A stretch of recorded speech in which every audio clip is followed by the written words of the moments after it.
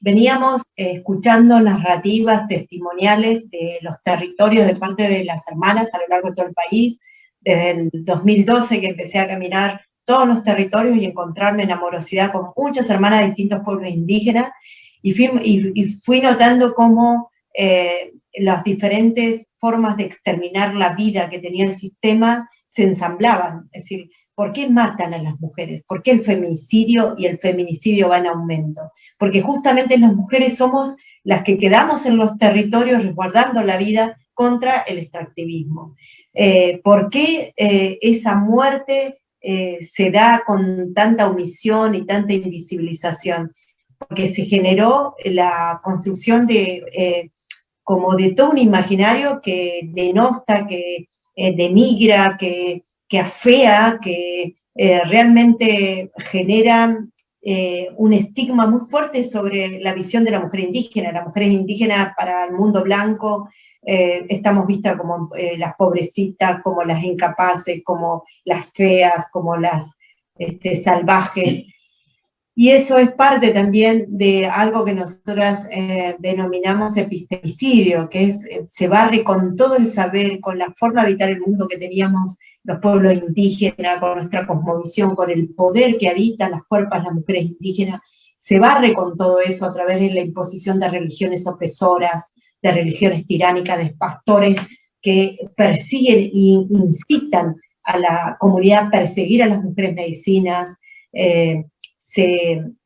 con pastores y sacerdotes católicos, ¿no? Empezamos a entender la complejidad de las violaciones sexuales, que no es lo mismo lo que pueda atravesar siempre, cualquier violación hacia las mujeres es terrible y merece ser juzgada y condenada, pero además en las mujeres medicinas, esa violación, en las mujeres sagradas que cumplen roles espirituales dentro de la comunidad, tiene un componente mayor de daño, de perjuicio. Entonces decíamos, ¿cómo reaccionaría la sociedad blanca si se viola a una monja? Seguramente sería indignante y el clamor sería multitudinario contra esas violaciones sistemáticas sobre el cuerpo de las monjas. Se viola todos los días a las mujeres medicinas indígenas, a las mujeres sagradas que cumplen roles espirituales y nada se dice. Entonces fuimos ensamblando el feminicidio, el epistemicidio, el ecocidio, porque están asesinando nuestros territorios, nuestros cuerpos están intrínsecamente vinculados a esos territorios, y el genocidio, porque en definitiva se matan nuestros pueblos. Todo eso, dijimos, es terricidio. Esa idea de que en realidad se está eliminando la vida de la tierra en todas sus formas. Y quienes tenemos una comprensión, no solamente del ecosistema tangible, no solamente del componente poblacional, sino también del componente espiritual, del sistema perceptible, somos los pueblos indígenas. Entonces la visión tridimensional de la vida es algo que nos unifica culturalmente a todos los pueblos indígenas. No conozco un pueblo indígena que no reivindique la visión tridimensional de la vida. Entonces tendría que entrar dentro de la Constitución. Y esto también lo queremos llevar con el carácter que tiene el convenio 169 de la OIT, ¿no? Queremos que se cree un convenio internacional que pueda abrazar a todos los pueblos del mundo. Por eso que estamos queriendo hacer una campaña global. Y cuando hablamos de genocidio, lesa humanidad, son en realidad categorías complementarias desde la perspectiva nuestra, porque por un lado es cierto que la contaminación, devastación de la tierra afecta a la humanidad toda, hoy estamos sufriendo una pandemia, pero también hay una secularidad en las prácticas de arrasamiento territorial y eliminación de la resistencia indígena, lo hay. Hace poquito leíamos el índice de líderes ambientalistas asesinados o activistas indígenas asesinados, y el gran porcentaje son mujeres. Entonces, no es que se está matando a los activistas ambientales, se está matando a los ambientalistas indígenas que están en los territorios. Porque además esta sociedad racista decidió que nuestras cuerpos son más asesinables, que hay vidas que valen más que otras. Entonces, necesitamos en ese sentido poner un acento explícito de que además de que desde lesa humanidad se está cometiendo genocidio. El genocidio hacia nuestros pueblos nunca terminó y está acrecentado siempre por el olvido hacia a respetar los derechos que tenemos como pueblos indígenas, y sobre todo lo hemos visto en esta pandemia, donde no se ha tenido un protocolo, no hemos estado en la mesa de ningún protocolo en discusión para las mujeres que viven en territorio, para los niños que viven en territorio, no ha habido un protocolo diferenciado ni siquiera para que puedan ir a buscar sus alimentos, la falta de agua, el avance en todos los órdenes, el avance de las mineras, la deforestación, todo eso es un terricidio, sobre todo los sistemas de vida donde vivimos las mujeres indígenas. Estamos con una mirada muy sesgada de los medios de comunicación, de la academia, respecto a la participación de las mujeres indígenas frente a la crisis civilizatoria, porque no vamos a hablar solo de capitalismo, hermanas. La crisis civilizatoria también atraviesa a una izquierda que no ha logrado interpretar cómo la cultura dominante y sus fundamentos constitutivos han arrasado con otros modos de pensar la vida que eran necesarios, eran imprescindibles para sostener la armonía. Entonces, cuando nosotros hablamos que nuestra lucha es anticapitalista, antirracista, antipatriarcal, pero también es, y fundamentalmente, una lucha propositiva. Estamos proponiendo una nueva matriz civilizatoria. Miren qué trascendente el rol que vamos a cumplir, porque no solo se trata de interpelar el capitalismo, sino a toda la matriz civilizatoria. Hasta aquí ciertos sectores solo discutían cómo repartir socialmente la economía, cómo hacer que los sectores más empobrecidos puedan comer, puedan tener derechos sociales, derechos elementales garantizados. Y nosotros estamos amplificando el campo de derechos, hablando de derechos cosmogónicos, estamos hablando de derechos fundamentales como naciones. Ya el cuerpo de derecho civil nos queda cortito, porque estamos planteando que somos ante todo seres colectivos, y nos sentimos colectivos con la MAPU, con la tierra. Entonces, esta nueva matriz civilizatoria que proponemos permitiría perpetuar la vida en el planeta. Porque la única situación que hoy día le gusta mucho hablar, que hay una tensión binaria, ¿no?, entre un poder y otro. ¿Cómo es que le llaman? Me sale fractura, pero... La grieta. Hablan de la grieta entre el kirchnerismo o el mundo de la gobernabilidad progresista, y que medio quiere coquetear con la izquierda, pero nunca termina de ser parte de ella, y el otro mundo enteramente capitalista y con fuertes rasgos fascistas. Entonces, entre esos dos modelos de gobernabilidad, crean una única tensión a la que le llaman la grieta. Pero en realidad la verdadera grieta es entre el terricidio y la vida. Esa es la verdadera grieta. Porque los gobiernos progresistas han sostenido modelos de extractivismo. Todos, aún hablando del buen vivir y aún haciéndolo constitucional, han sostenido el extractivismo. Entonces, nosotras, las mujeres indígenas, debemos también interpelar a nuestros propios hombres de las comunidades, de los pueblos indígenas que están reproduciendo el patriarcado y que de alguna manera buscan dulcificar también a esos gobiernos progresistas que van reproduciendo la muerte a través del extractivismo. Entonces, la respuesta a esto es categórica. Las mujeres indígenas somos revolución. Sin nosotras no hay país, decíamos hace años atrás. Sin nosotras no hay planeta. Somos imprescindibles en esta hora histórica de la humanidad. Una hermana hablante de su lengua madre va a un hospital, no hay quien le traduzca al castellano. Cuando los chicos van a una escuela y tienen su lengua, tienen que perderla y aprender el castellano. Las iglesias que se meten en las comunidades también le obligan a dejar su ceremonia, a dejar de creer en lo que nosotros creemos, y le imponen un santo, le imponen una Biblia. Entonces también la policía también, cuando vas a hacer una denuncia, se agarra de que no te entiende, no te toman las denuncias, se hacen los desentendidos. Y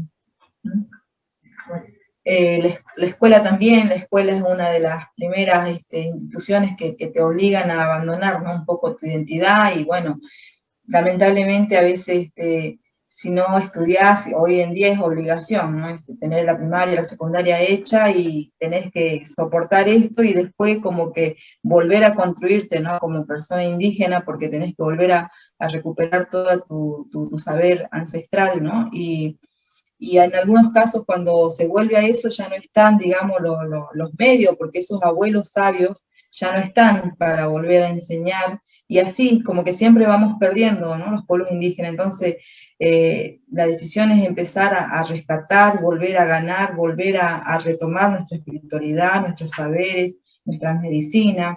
Las empresas, cuando van y destruyen todos los montes, o sea, la medicina que teníamos ya no está, la alimentación también, porque al tener un pedazo de tierra tenemos donde cultivar nuestra comida, las contaminaciones en los ríos, ya los peces no están, entonces se ven como obligadas a irse del lugar, a buscar, a cambiar su forma de vestir, porque sabemos que las hermanas Wichí usan el chagua para su ropa y todo. Si una hermana cría sus ovejas para sacar la lana y tejer, ya no la tiene porque no tiene el espacio o no tiene agua, los animales se mueren de hambre. O sea, es todo el sistema que siempre está oprimiendo, ¿no? Y haciendo que nosotros perdamos día a día. Entonces, esta caminata, esta unión de nosotras mujeres es para poder recuperar todo esto y levantarnos, ¿no? Porque yo creo de que esto va a ser un antes y un después, porque llegamos a ser voces de muchísimas hermanas oprimidas, llegamos a ser la fuerza, ¿no? de estas hermanas también, y esto tiene que ser un cambio grande. Nos va a costar, sabemos que no va a ser fácil, porque vamos a tener siempre, porque al Estado ni a nadie le conviene que nosotros sigamos luchando, pero no le vamos a aflojar, seguiremos. Y esta cartografía del racismo, del horror y de la muerte tiene que ser marcada, tiene que ser puesta en evidencia, porque las provincias del norte siguen siendo coloniaje de la oligarquía rancia, de esa oligarquía completamente racista, patriarcal, que lamentablemente no está siendo lo suficientemente interpelada porque siguen detentando el poder. No es que aquí en Patagonia los gobernantes sean buenos, son todos cómplices, todos terricidas, pero hay una sociedad impresionantemente organizada y que dice basta y que tiene capacidad de indignarse y de darle vuelta a todo, y que no importa qué rango tenga el funcionario que llega, se le escupe en la cara las verdades sin ningún tipo de timidez ni de temor. Yo creo que en Patagonia se ha perdido el temor. Ya nos han lastimado demasiado. Y esperamos que los pueblos del norte puedan también interpelarse y cambiar, porque es terrible los testimonios de dolor, nos hacen llorar las cosas que las hermanas nos cuentan. Es tremendo. Entonces, le pedimos mucha solidaridad al Bloque Norte. Por favor, le pedimos. Y queremos a través de este medio también agradecer a los pueblos del sur que realmente están aleccionando de lo que es la solidaridad y la construcción de un nuevo amanecer. Y creo que el terricidio hoy nos compromete a empezar a mirar de manera distinta, incluso el tema pandémico. Si hubiera una asamblea sanitaria multisectorial, probablemente los protocolos no serían centralizados en la perspectiva porteña, se extenderían diferentes tipos de protocolos que van a ser más eficientes en la economía, en el resguardo de la salud, y no se necesitaría utilizar las Fuerzas Armadas como represoras para que la gente se quede en la casa. Pero lamentablemente no nos escuchan, no logramos como pueblo hacernos escuchar. Entonces, tecnócratas desde Buenos Aires deciden de manera uniformada. Y ahí hay que dar discusión con los compañeros, con las compañeras, porque hay una derecha realmente nefasta que se cuela por ahí, por esos filtros que quedan para siempre haciendo un caminar terricida, y en este momento la derecha asume ese rol, porque hay un vacío de parte de las organizaciones sociales y de nosotros de poner sobre la mesa políticas, agendas que realmente puedan tener su praxis en los territorios para solucionar problemas, no para profundizarlos. Hoy, como hoy contaba la Lambien, los protocolos están profundizando la crisis en vez de resolverla. Y entonces decimos, bueno, conversemos, a ver, porteño, no todo empieza y termina en Callao y Corrientes. Hay un país donde hay una diversidad de territorios, una diversidad de realidades, discutamos a ver qué modelo de protocolo nos puede servir más. Y ahí las organizaciones sociales, sindicales, etcétera, pueden ayudar mucho. Básicamente, con relación al tema del patriarcado, Carmen, si querés agregar algo, lo que nosotras decimos es que el patriarcado ha logrado penetrar sus tentáculos coloniales sobre el espíritu de la comunidad. Entonces, la dualidad complementaria, por eso nosotras las mujeres indígenas no somos feministas.